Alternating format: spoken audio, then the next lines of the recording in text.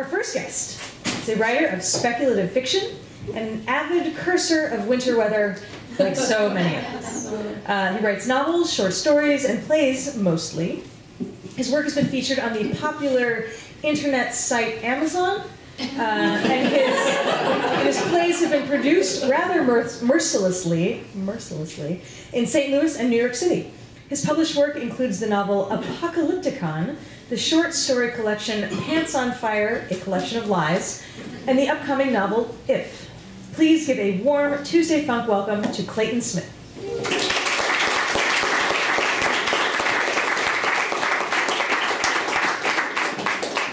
I know we'll have to move this up for you. I know, it's so tall. It's so awkward. Is that about? Yeah. Does it seem right? Maybe a little lower. Low? Can't see from that. Yeah. There you go. Yeah, that's good, right? Thanks. Hello, my name is Clayton Smith, and I'm going to be reading a piece from my upcoming novel, If. If is a story about 5 kids who kind of tumble through this portal from their classroom into the world of collective imagination, where dreams and nightmares and stories live. And they go because they need to try to find a lost imaginary friend.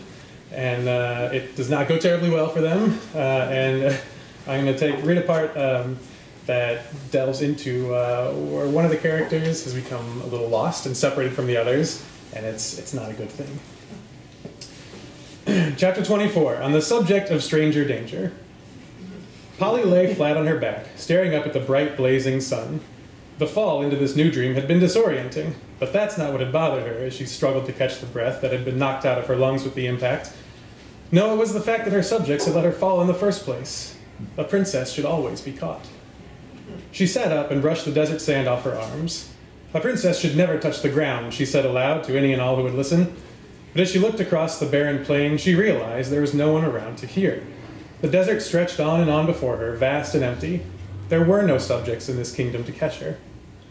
Well, at least they had a good reason for letting me fall then. She grabbed her wand, which she'd dropped during her descent. She was glad to see it had made the leap across the lintel. She squeezed her eyes shut and pictured a great white horse, a brave and noble steed. She held the picture in her mind and gave the wand a good flick. The star tip fizzled with fairy dust and went pop. A horse did not appear. Polly frowned. That wasn't supposed to happen. She hoped the wand hadn't broken in the fall, or that her imagination hadn't gotten a little scrambled. Well, I'm not walking, she huffed aloud, crossing her arms stubbornly. And why would you? Polly screeched and bolted to her feet. She whirled around and swung the wand blindly at the voice. Her attack missed the owner of that voice by an easy 3 feet. She spun with the force of the swing and fell down on her bottom. Careful now, careful, said the old man, reaching a hand down to help her. You'll ruin your pretty dress. He was tall and trim, wearing clothes not unlike the stranger's, dusty pants, a white shirt, a leather vest under a brown knee-length coat, and a brown cowboy hat. But he had a white beard and long white hair. Not as long as Polly's, but long for a boy. He looked sort of like Cowboy Santa Claus on a diet. I don't mean to startle you, I just happen to have this horse and carriage yonder, and I thought maybe you'd like not to walk. Polly squinted against the sunlight, and sure enough, a horse stood patiently a few hundred yards away, tethered to an old cart. Are you my new servant? She asked suspiciously, holding her wand at the ready. It was broken, sure, but maybe he didn't know that. The old man smiled. Well, not exactly. He removed his hat and brushed the dust from it. What are you doing out here, in this place, and all alone? Inspecting my kingdom, Polly said, her nose held high in the air. And I don't need my friends to do it, she added. Inside, of course, she was beginning to panic because none of the other children had followed her into this new world, and across the lintel, behind the white-haired man, where the floating rock platters used to be, all sorts of strange imaginations were now flashing past, but not one of them contained a familiar face. But she couldn't show weakness before one of her subjects. I'm sure you don't, the old man smiled. Well, if you're inspecting things, you'll want to see town. Town? There was a town? All she could see was desert. Yes, she said, take me to the town. The old man placed one hand over his heart and gestured toward the carriage with the hat in the other. Right this way. My friends will be coming too, she said as they walked, eyeing the imaginations as they zoomed past the lintel. Pretty soon. You better have room for them. The man smiled. Sunlight glinted off his gleaming white teeth. Oh, yes, my dear, there's plenty of room for all. Polly nodded. That was good. When her friends eventually showed up, she wanted them to be able to sit in the throne room and see her as the princess she was. Assuming, of course, that they came at all. Call me Princess Polly, she decided, just as they reached the horse cart. Or just Princess for short. I'll do that, the old man grinned. He pushed his hat back down on his head and helped Polly up into the back of the cart. And I'll call you Servant Number 2, she said, climbing into the rickety wooden box. I already have a Servant Number 1. You can call me anything you like, the old man said, his eyes flashing dangerously. He shook out his hands, and bluish-white lightning crackled to life between them. Polly gasped and tumbled back in surprise. The man reached down and brought his crackling fingers to her temples. The electric current shot through her, fizzling in her brain. Her eyes rolled up into her head, and the world became black, shot with explosions of red. As she lost consciousness, she heard his raspy voice say, "But most people call me Zeus." When Polly came to, the world was dark. It was so dark that she blinked hard 3 times just to make sure her eyes were open. Gone were the desert sands, the bright sunlight, the horse and buggy, and the electrified old man. She now lay on something that felt like stone, in a world of total darkness, with a steady drip, drip, drip echoing against the walls around her. "Hey," she cried.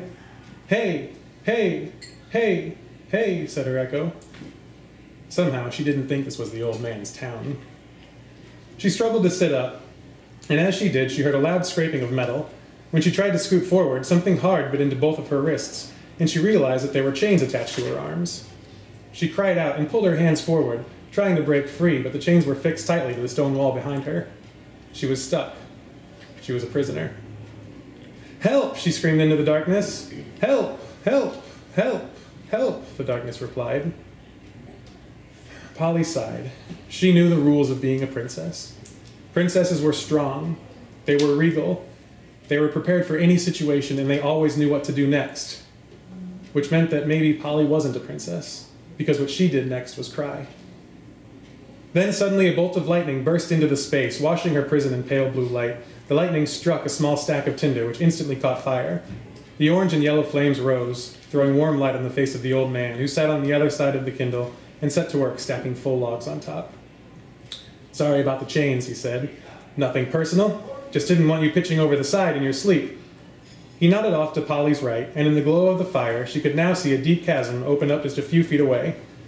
Zeus stood up and crossed over to where Polly sat, fettered to the wall. He crouched down and pulled a key from his pocket. "If I let you loose, think you can mine the hole?" Polly nodded vigorously.